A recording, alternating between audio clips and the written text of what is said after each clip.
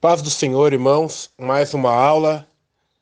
Tiago, capítulo 2, dando sequência aos nossos estudos. Tiago, capítulo 2. Meus irmãos, vocês que creem no nosso glorioso Senhor Jesus Cristo, nunca tratem as pessoas de modo diferente, por causa da aparência delas. Por exemplo, entra na reunião de vocês um homem com anéis de ouro e bem vestido. E entra também outro, pobre e vestindo roupas velhas. Digamos que vocês tratem melhor o que está bem vestido e dizem: Este é o melhor lugar, sente-se aqui. Mas dizem ao pobre: Fique de pé, ou sente-se aí no chão, perto dos meus pés.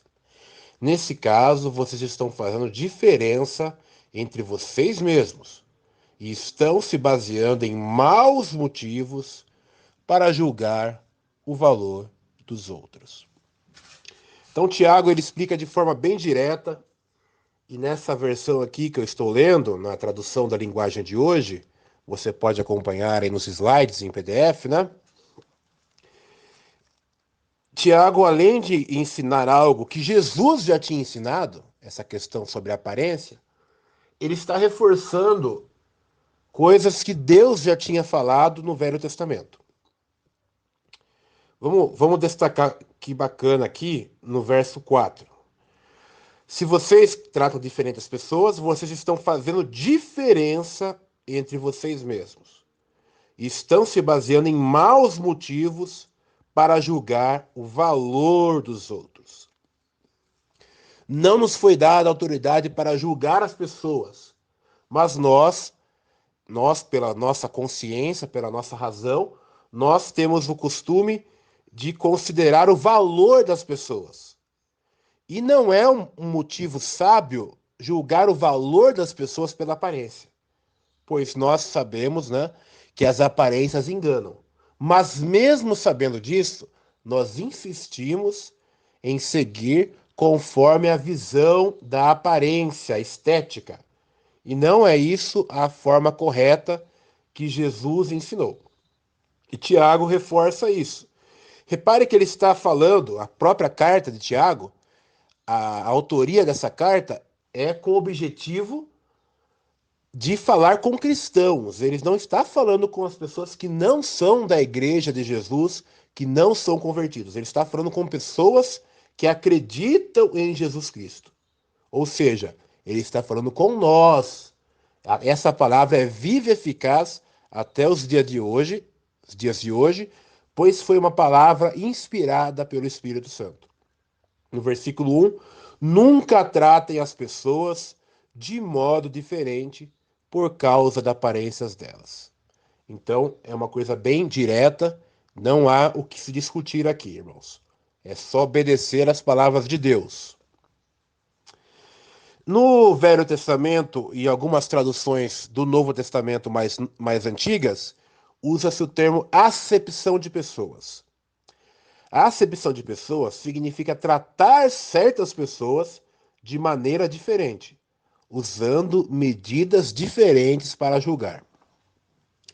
E conforme eu já citei no Velho Testamento, Deus vai contra isso. Então eu encontrei aqui no verso Deuteronômio, né, capítulo 1, verso 17.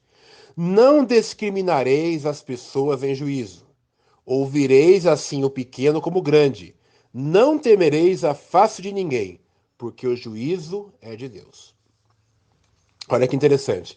Além de falar que não é para tratar diferente as pessoas pequenas e grandes, no sentido de poder, as pessoas pobres e pessoas ricas, né? Pequenas e grandes aí, Deus diz assim: não temereis a face de ninguém. Ou seja, nós não temos que nos intimidar pelo poder e a aparência das pessoas. Nós temos que considerar o caráter, as ações das pessoas, as decisões, as atitudes.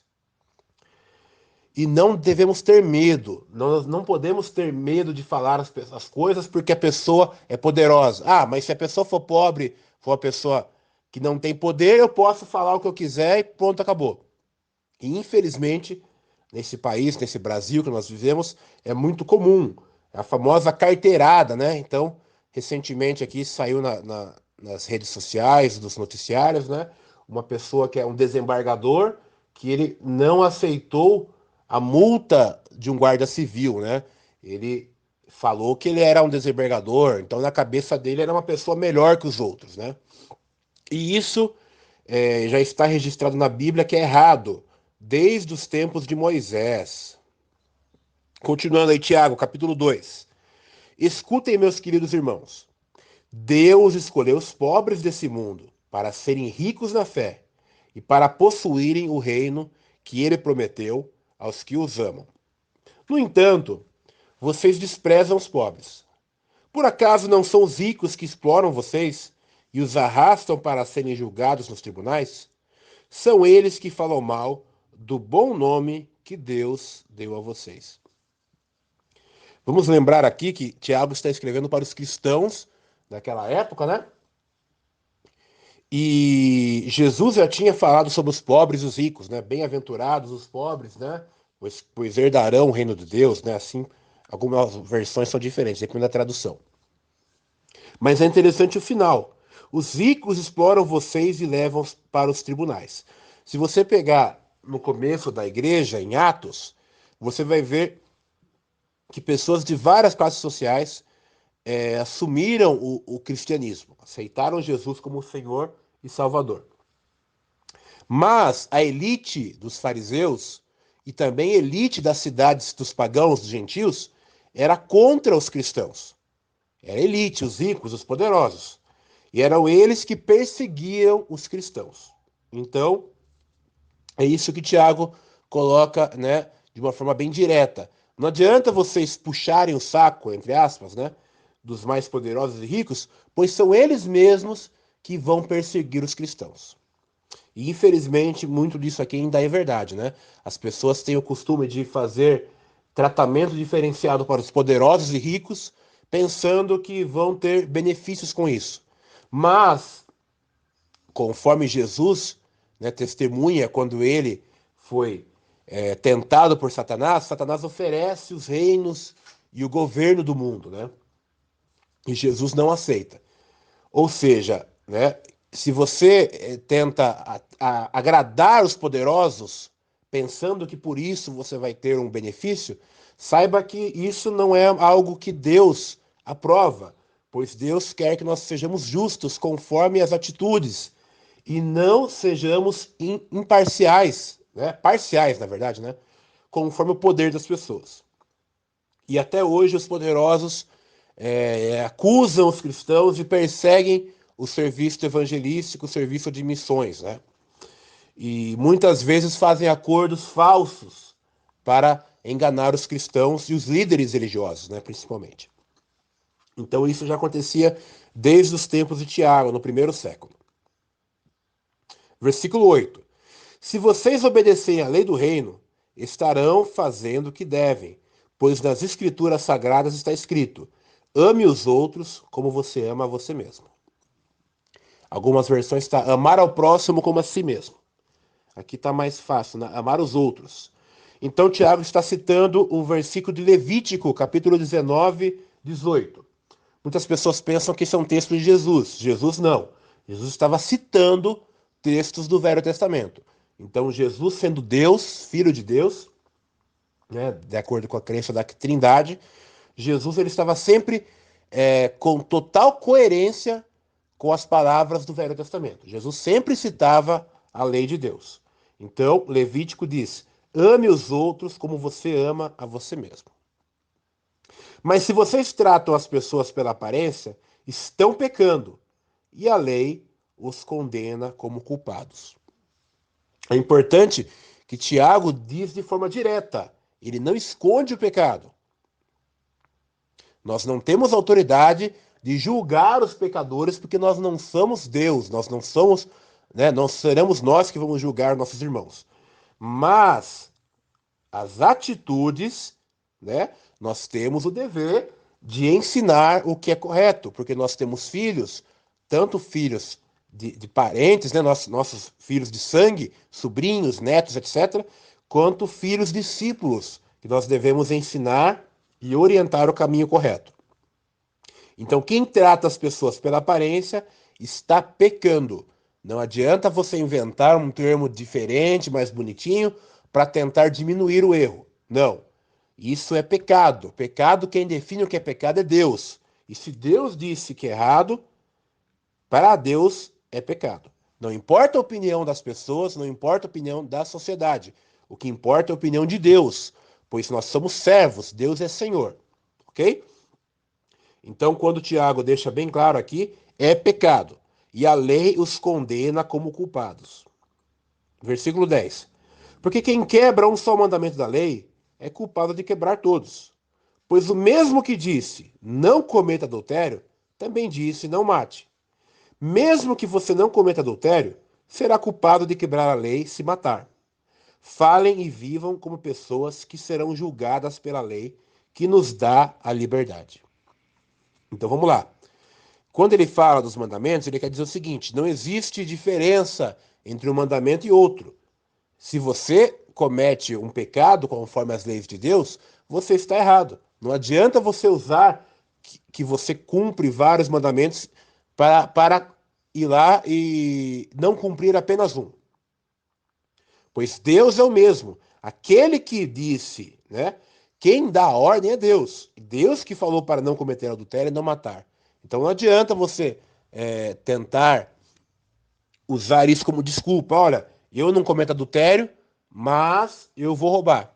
Não existe essa coerência de acordo com a lei de Deus. E olha o verso 12. Falem e vivam como pessoas que serão julgadas pela lei, que nos dá a liberdade. Olha que interessante. Ao mesmo tempo que ele fala que nós seremos julgados pela lei, ou seja, Deus vai nos julgar, né? A própria lei é que nos dá liberdade, pois a lei de Deus já dizia que teria Jesus, que Jesus seria o Cordeiro e tudo mais. E Deus, quando ele ensinou as suas leis, era para que nós fôssemos livres. Ou seja, quando você leu ali na parte de Deuteronômio, do discriminação, né? Que não devemos discriminar, a própria lei de Deus diz que nós somos livres, nós somos, cada um é igual, né? Não tem diferença, nós não devemos ser prisioneiros dos estigmas dos poderosos, né? Deus, ele propôs uma lei em que todos eram iguais. Então a lei de Deus, ela foi feita para dar liberdade. Lembrando que Tiago está falando também para os cristãos que eram judeus. Deus deu a lei para um povo que era escravo. Ele libertou esse povo e ensinou as leis para que esse povo fosse livre. Infelizmente, o povo de Israel não conseguiu cumprir essa lei por muito tempo. E Deus já tinha avisado: se vocês não cumprirem essas leis que eu vos dei, vocês serão prisioneiros novamente. E infelizmente aconteceu. O povo de Israel foi prisioneiro dos assírios, sofreu nas mãos dos filisteus, dos babilônicos, gregos, romanos, né? E infelizmente até hoje são perseguidos. Mas isso Deus já deixou avisado, porque a lei de Deus nos dá a liberdade. Ok, irmãos? Versículo 13. Quando Deus julgar, não terá misericórdia das pessoas que não tiveram misericórdia dos outros. Mas as pessoas que tiveram misericórdia dos outros não serão condenadas no dia do juízo final. Então, aqui no verso 13, Tiago ele repete o ensinamento de Jesus sobre a misericórdia. Isso aí foi Jesus que disse. Né? Jesus até conta a parábola do juiz, né? Que é a pessoa que queria ser perdoado pelo juiz, mas ela não perdoava as dívidas dos outros. E isso tem tudo a ver com o que já tem no Velho Testamento. Então, quem não conhece o Velho Testamento vai dizer que pode até inventar que, mas essa parte de misericórdia é Jesus que inventou. Não. Desde o começo dos tempos, Deus é misericordioso. Temos vários exemplos. E essa questão do misericórdia com o próximo é muito importante se você for olhar na vida de Davi, que está no livro de Samuel. Davi, Deus perdoou ele pelos pecados dele. Ele cometeu um pecado muito grave, que foi de conspirar pela morte de inocente. Mas Davi, ele já tinha perdoado Saul, que foi um grande inimigo dele. Então, Deus teve misericórdia com Davi, porque Davi era uma pessoa misericordiosa. Davi perdoou Saul por várias vezes e mesmo tendo motivo de ter raiva e ódio dele. mas ele foi misericordioso, confiou em Deus, e Deus também, da mesma forma, teve misericórdia quando Davi errou. Então, essa doutrina da misericórdia, ela já existe desde o começo dos tempos, porque Deus estabeleceu isso. E Deus é o mesmo ontem, hoje e sempre. Portanto, você deve perdoar porque você vai precisar do perdão de Deus. Não adianta você bater no peito e falar que você é perfeito, pois todos nós erramos. E se não estamos em pecado agora, a qualquer momento podemos cair. Jesus diz, né? Aquele que pensa que não vai tropeçar, tome cuidado, porque pode cair sim. Por isso nós temos que se esforçar para ter misericórdia, amar ao próximo como a si mesmo. Irmãos, eu sei que é difícil. Não é fácil você derrotar o seu orgulho para pedir perdão ou aceitar o perdão das pessoas, né? Porque a misericórdia é você oferecer perdão quando as pessoas estão arrependidas. E ao mesmo tempo você não ter mágoa, você não ter esse ódio pelas pessoas. Eu sei que não é fácil, mas esse é o melhor caminho. Se você não perdoar, você vai estar sofrendo cada vez mais.